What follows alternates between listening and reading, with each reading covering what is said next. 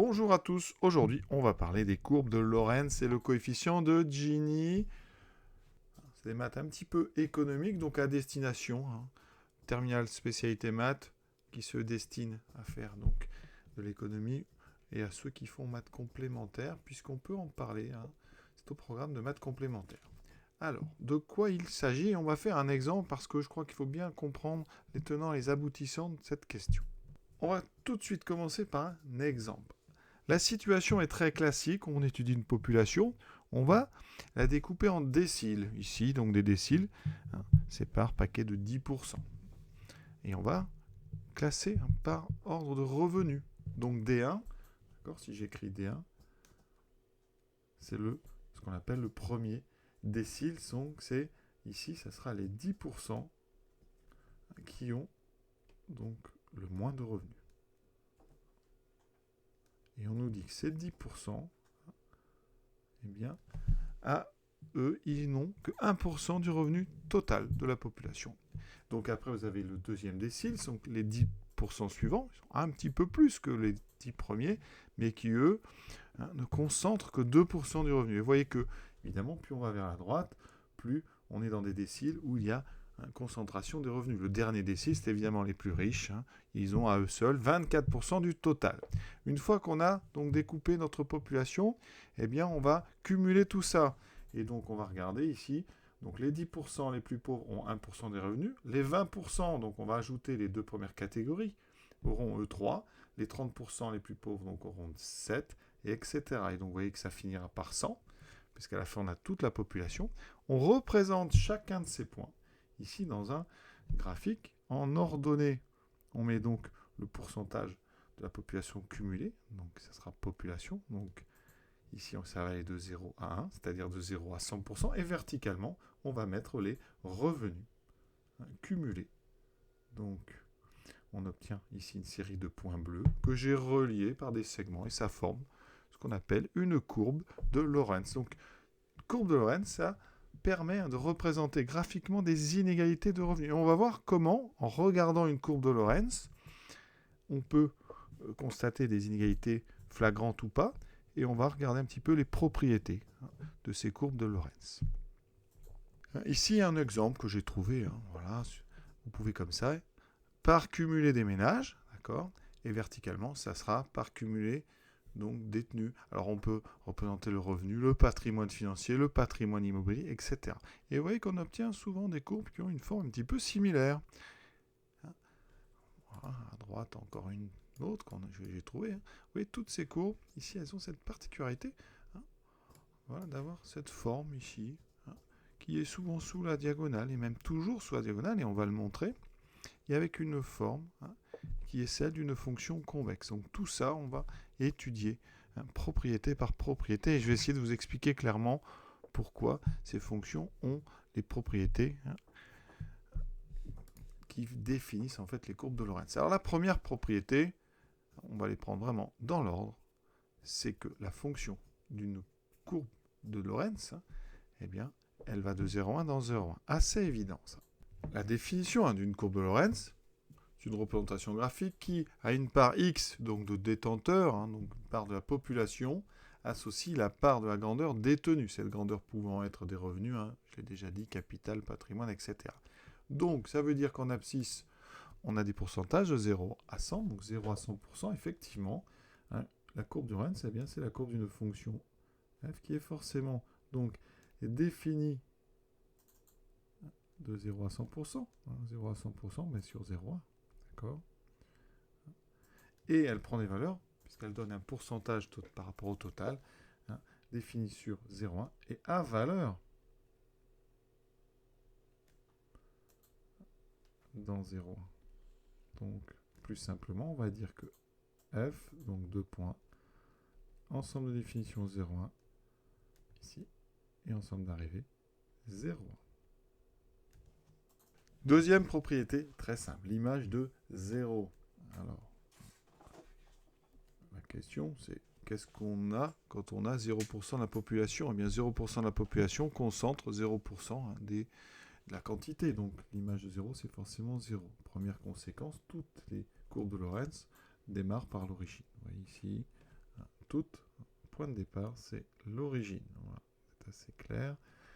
Deuxième petit point un peu de même nature, l'image de 1. Alors 100%, c'est donc le dernier point de la courbe. Eh bien 100% de la population concentre 100% de notre quantité. Donc f de 1 est forcément égal. Pour 100%, vous aurez 100%. Voilà pourquoi toutes les courbes de Lorentz finissent en haut à droite. Donc ici, au point de coordonnées 1, 1.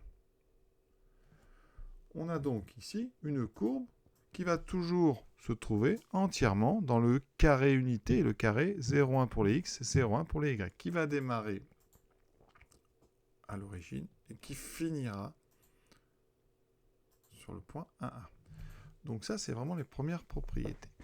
Propriété suivante, ça va être la croissance, la fonction donc, qui correspond aux courbes de Lorentz. On pourra appeler des fonctions de Lorentz. C'est les fonctions qui sont croissantes. F est croissante sur 0, 1. Alors pourquoi? Eh bien ça, c'est une explication très simple à donner. Ce n'est pas construction. On fait des revenus cumulés. Donc une fois que vous avez ici un point de la courbe que je matérialise par cette croix, eh bien le point suivant, vous allez rajouter au revenu ici des 50%, vous allez rajouter, si vous passez à 60, vous allez rajouter le revenu apporté par ceux qui sont dans le donc décile ici, c'est-à-dire le décile numéro 6. Le D6, vous avez D1, D2, D3, D4, D5 et D6. Donc D6 va vous amener une quantité supérieure et donc vous allez forcément avoir ici une croix qui sera plus haute puisque vous allez apporter un peu plus de revenus. Donc fonction croissante parce que c'est une courbe de revenus cumulée. Propriété suivante. La fonction va avoir une courbe qui est toujours sous la première bisectrice. La première bisectrice, c'est ici. Ce segment ici, là, c'est une droite, nous on va se concentrer sur le segment puisqu'on est sur 0. La courbe d'une fonction de Lorentz, c'est toujours sous ce segment. Autrement dit, quel que soit x, donc pour x appartenant à 0,1, eh bien f de x sera obligatoirement inférieur ou égal à x. Pourquoi? Voici donc précisément ce segment. La courbe va se situer en dessous. Donc pour montrer ça, on va considérer un point qui est au-dessus. Prenons un point donc au-dessus. Un point de coordonnées, ce sera donc xy. Mais comme il est au-dessus, c'est particulier. La droite, ici, auquel appartient ce segment, c'est la droite d'équation y égale x. Donc si vous êtes au-dessus, ça veut dire que vous êtes dans la zone, ici, au-dessus, où y est plus grand que x. D'accord? Et donc quand vous êtes en dessous, y est plus petit que x. Pourquoi c'est impossible d'avoir un point ici qui est au-dessus? Pour l'explication, on va essayer de rester sobre. On va prendre un exemple. Prenons un point qui est au-dessus, celui-ci. Le point de coordonnées 0,3, 0,7. Ce point, ça veut dire que 30% des moins favorisés, puisqu'ils sont dans les déciles D1, D2, D3, des moins favorisés, concentrent 70% donc des revenus. Ça signifie, il resterait quoi?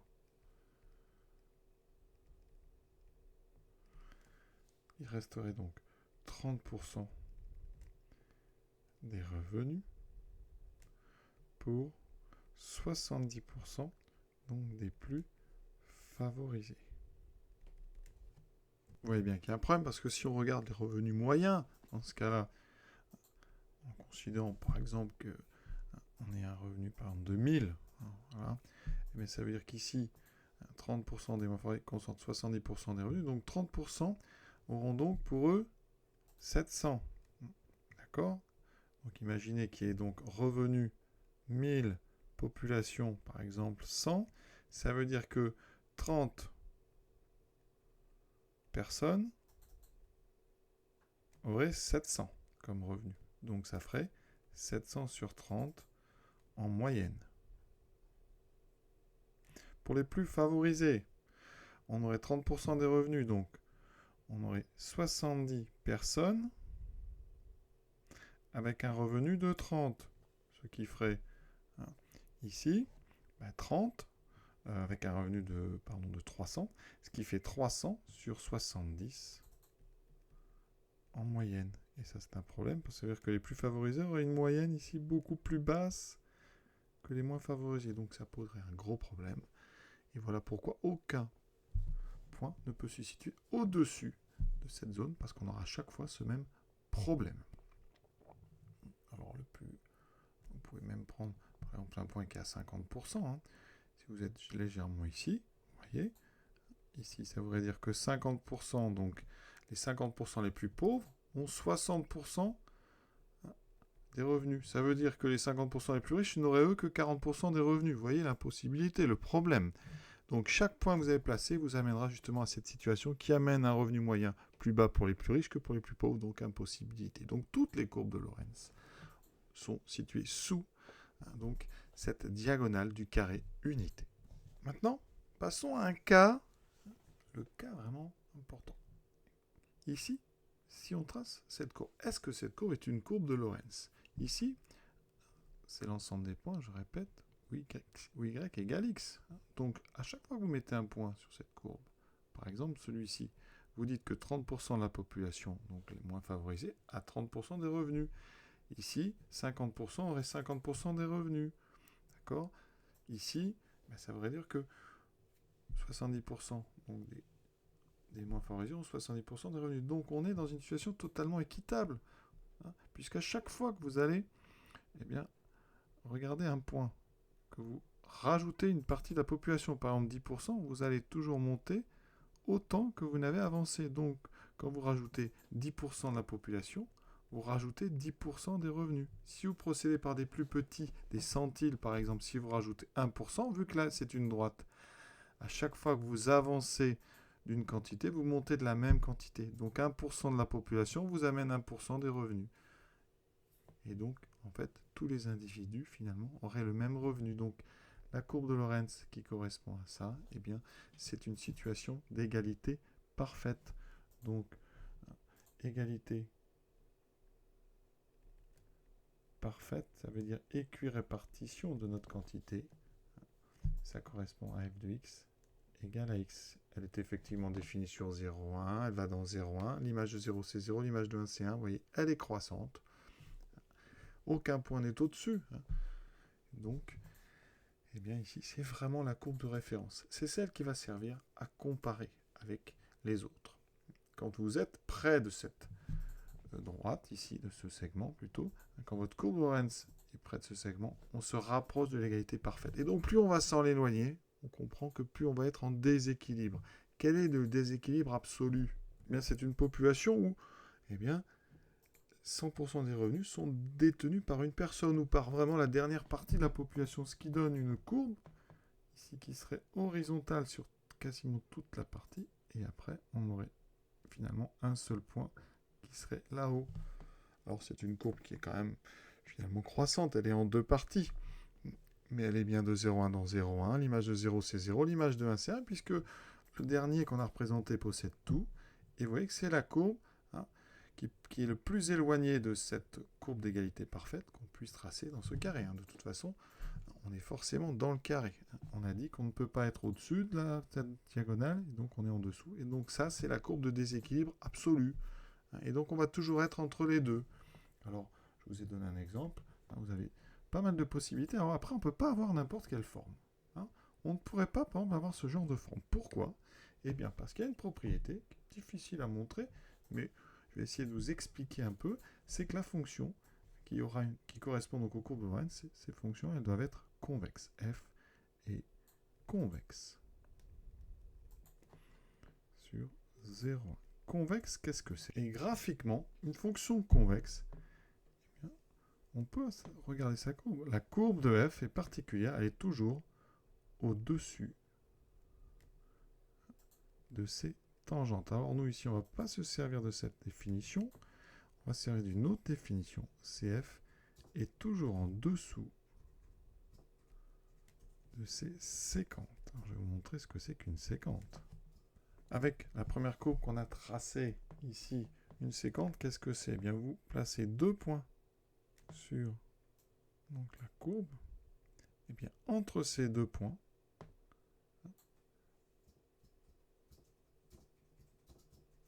courbe est toujours en dessous.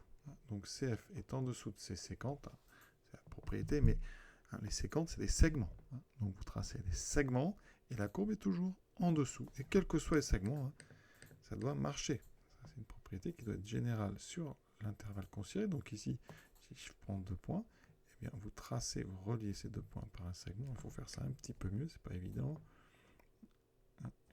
Et donc vous avez toujours la courbe qui est en dessous. Et ça, quels que soient donc les 2 points que vous choisissez. Ça, c'est une caractérisation graphique de ce qu'on appelle la convexité. Dans le chapitre où on fait des dérivés, eh bien, on a une autre façon de caractériser ça. Il faut que quand vous tracez une tangente, alors s'il y a des tangentes, parce qu'ici, vous voyez, j'ai pas forcément des courbes qui sont dérivables, donc c'est pas évident comme caractérisation. Donc nous, ici, on va vraiment se concentrer sur les séquentes. Donc la courbe de f est toujours en dessous de ces séquentes. Parce que votre fonction f, vu que c'est une courbe point par point, elle n'est pas forcément dérivable. Donc on va rester sur une notion de séquente.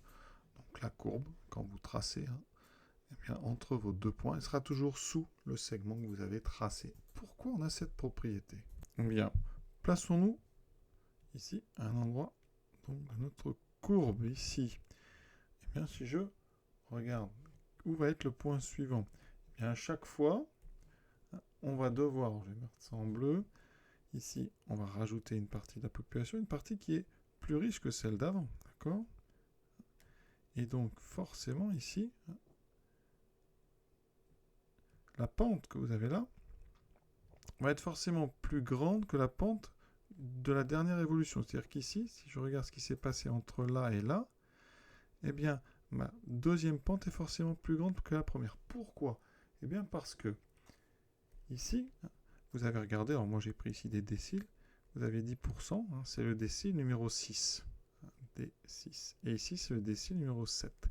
Le décile numéro 7 est censé être plus aisé, plus favorisé que celui d'avant. Donc, la part de revenus, puisque ici j'étudie revenus, apportée par le décile numéro 6 doit forcément être plus petite que celle apportée par le décile numéro 7. Alors plus petite ou égale, mais ici, forcément, le D7 étant plus favorisé, va avoir ici une quantité de revenus, ici qui sera forcément, vous voyez, ici, plus grande que celle d'avant. Donc vous avez ici à chaque fois une hauteur, par exemple, que je peux appeler H6, ici H7, et bien H7 est forcément supérieur ou égal à H6. Donc, conclusion, on a ici des pentes qui augmentent. Et bien, ça, c'est une caractérisation aussi des fonctions convexes. C'est-à-dire que quand vous allez la tracer, cette fonction convexe, et bien, chaque fois que vous allez mettre une petite portion, la suivante aura une pente plus grande ou égale. Donc ça ne peut pas partir comme ça, par exemple. Vous êtes obligé à chaque fois soit de conserver la pente, soit de l'augmenter. D'accord? Sachant ici que vous devez quand même partir de 0, 0 pour arriver à la fin à 1, 1. D'accord? Donc il y a des augmentations qui ne sont pas forcément possibles, parce que si vous augmenterez trop, vous n'arriverez plus à relier le dernier point en restant convexe, c'est-à-dire en augmentant les pentes. Donc ça se voit d'ailleurs dans le premier tableau que j'ai indiqué, le tableau des revenus ici, puisqu'on classe comme ça, vous voyez qu'à chaque fois, le revenu ici, 1, 2, 4, 5, 6, 10, 13, forcément, le revenu par tranche doit augmenter à chaque fois, parce qu'on a classé par population de moins favorisée à plus favorisée. Et bien, c'est cette augmentation obligatoire ici qui fait que les pentes vont augmenter. Et des pentes qui augmentent, c'est une fonction convexe. Pour illustrer ça, voici une courbe qui n'est pas une courbe de Lorenz. Pourquoi? Vous avez une partie ici qui pose un souci, qui pose un problème, cette partie-là. Ici, vous voyez, si je trace une séquence entre cette croix et cette croix, vous voyez bien que ma courbe est au-dessus. Ça ne correspond pas à une fonction convexe. Alors, où est le problème? Eh bien, le problème, c'est que ici, dans notre décile numéro 4 et notre décile numéro 5, on a un souci. Parce que la population concernée par le décile 4, vous avez ici une certaine augmentation de revenus. Ça, c'est le revenu apporté par D4. Eh bien, si vous regardez l'évolution et le revenu apporté par D5, ici, c'est plus petit. Ça, c'est plus petit que celui-là. Conséquence, le revenu apporté par D5 est plus petit que D4. Ça ne va pas parce que nous, on est censé avoir classé la population du plus petit au plus grand en termes de revenus. Et donc, ça pose un problème. Oui, ça veut dire que, à regarder les courbes, on peut déjà savoir si une courbe peut être ou pas de Lorentz. Et donc, regardons, vous voyez bien, toutes ces courbes, elles ont à chaque fois les propriétés. Il faut donc, je répète, des fonctions ici qui commencent par l'origine, chaque fois. D'accord ? Ensuite, qui finissent par 1, 1. Qui sont obligatoirement sous le segment qui est sur la première bisectrice, obligatoirement dessous à chaque fois, vous voyez, c'est le cas. Et souvent d'ailleurs on trace ce segment pour bien positionner. Ensuite, une fonction croissante, là on voit bien qu'elles sont toutes croissantes. Et, dernière propriété, fonction convexe. Et là on voit bien la convexité. Ici aussi, on peut avoir des moments anguleux parce qu'on procède souvent par décile ou par centile, on peut dire comme ça, des courbes qui ne sont pas des courbes de fonctions à très arrondies. Alors après, quand on généralise et qu'on prend des portions de population très faibles, on peut avoir l'impression d'avoir une fonction qui est arrondie parce que vraiment on est rentré dans les détails. Et souvent on essaye même de trouver la courbe d'une fonction qui modéliserait au mieux notre série de petits segments. Et alors, comme ça, on va pouvoir comparer entre elles différentes populations, sachant que l'égalité parfaite, je vous l'ai dit, c'est quand la courbe de Lorentz se situe ici, que plus vous en êtes près, alors si vous êtes comme ça, par exemple, voilà, là vous avez ici une population, ici qui est très égalitaire par rapport à ce qu'on étudie. Si vous vous trouvez ici sur quelque chose comme ça, c'est très inégalitaire. Donc souvent, voilà, on essaie de comparer justement visuellement quelle est la courbe des deux qui est le plus près de notre ici diagonale. On peut vous demander par exemple parfois de montrer qu'une fonction peut être la fonction associée à une courbe de Lorentz. Alors je vais faire un exemple. Prenons la fonction qui est x associée x carré, exemple très très simple. Alors on doit montrer quoi ? Que c'est de 0,1 dans 0,1, donc effectivement, f de 0 c'est bien 0, f de 1 c'est bien 1, on sait que f est croissante, il n'y a pas, vous le savez, croissante sur 0,1. Ensuite, effectivement, si on fait un tableau, on sait bien que sur 0,1, on va de 0,1 ici, donc on avait une fonction définie sur 0,1 à valeur dans 0,1, elle est croissante. Ensuite, x carré moins x, on sait bien, et alors on peut le faire par factorisation, c'est x fois x moins 1, on fait un petit tableau de signes. D'accord, on s'aperçoit que sur 0,1, eh bien, x carré moins x est positif, x moins 1 est négatif. Donc ici, on obtient quelque chose qui est négatif, qui s'annule en 0, effectivement, qui s'annule en 1. Donc, la courbe associée à x carré va être plus basse que la courbe associée à x. Voilà pourquoi ça veut dire que x carré est plus petit ou égal à x sur 0,1. Ensuite, la convexité. Pour ça, quand les fonctions sont dérivables, ça va très vite. On dérive deux fois, ça fait donc 2x. F seconde, c'est 2. F seconde est toujours supérieur ou égal à 0. Donc, c'est une caractérisation. F est convexe sur 0,1. D'ailleurs, la fonction carré est toujours convexe, quel que soit l'intervalle. Donc, on a bien toutes les propriétés du nœud qui nous permettent d'avoir une courbe de Lorentz. Voici sa courbe, elle est bien sous cette fameuse diagonale. Alors, un exemple, ici, par exemple, 0,4, son carré, c'est donc 0,16. Ça voudrait dire que une population avec une courbe de Lorentz telle que celle-là, ça veut dire que 40% de la population concentrerait 16% de la quantité étudiée. D'accord ? Après, 50% détiendrait 25%. Donc vous voyez comme ça qu'à la fin on a bien 100% détient 100%, à 90% de la population détient 81%. Donc le dernier décile par exemple, les 10%, on va dire, les plus riches, eh bien, vont concentrer 19% de la richesse. Voilà, et comme ça, on voit qu'on n'est pas si près que ça de la diagonale, donc ça n'est pas vraiment une situation égalitaire. Maintenant, on passe au coefficient de Gini. Chaque courbe de Lorentz peut être associée à un nombre qui permet de quantifier un peu l'inégalité et de matérialiser graphiquement cette sensation qu'on est éloigné ou pas de la diagonale. Alors la première chose à comprendre, c'est qu'on va faire ça par un calcul d'air. On va essayer de, ici d'abord, de voir quelle proportion de l'aire du triangle se trouve ici au-dessus de la courbe. Vous voyez, donc le coefficient de Gini, c'est quelque chose qui n'a pas d'unité, c'est un rapport de deux aires. Alors les aires qu'il faut calculer, c'est l'aire qui est donc sous cette droite, donc l'aire du triangle. Je vais l'appeler par exemple l'aire T, AT. AT ici vaut de toute façon, si on a gradué de 0,1 1 ici et de 0,1 ici, c'est 1,5. C'est la moitié du carré unité. Ensuite, il va falloir trouver l'aire qui est sous la courbe. Je vais l'appeler R, donc sous la courbe, AC. Et donc ici, le coefficient, c'est tout simple.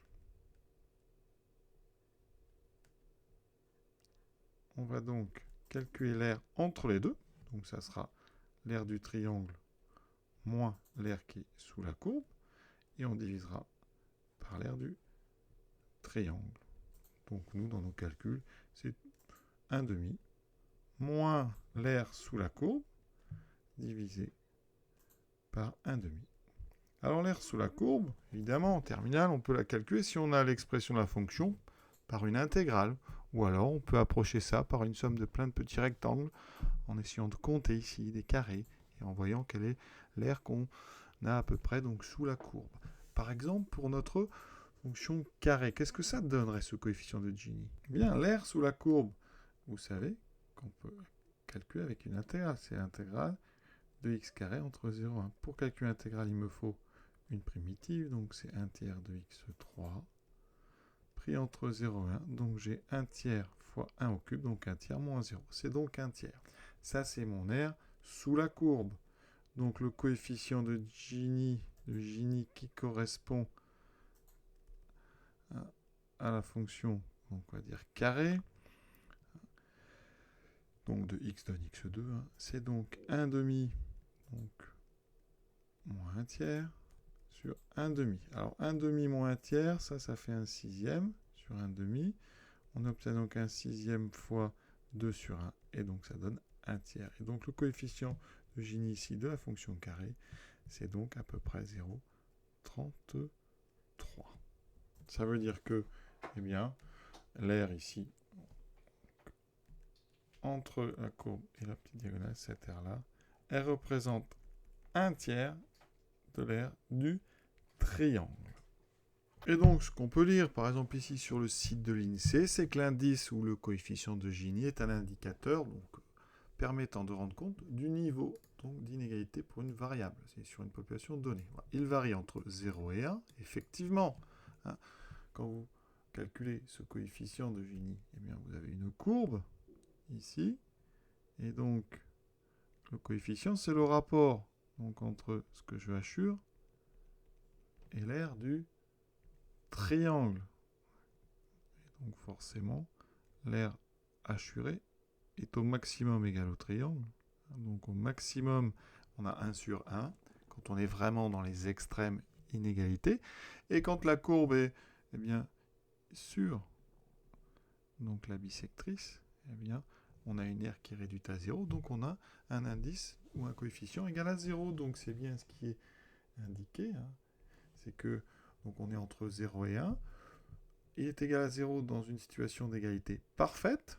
D'accord ? Il est égal à 1 dans la situation la plus inégalitaire possible, celle dont je vous ai parlé, où toute la population n'a rien sauf un seul individu qui possède tout. D'accord ? Et donc, on a toujours un coefficient entre 0 et 1. Plus vous êtes près donc de 0, on va dire mieux c'est en termes d'égalité, plus vous êtes près de 1, pire c'est.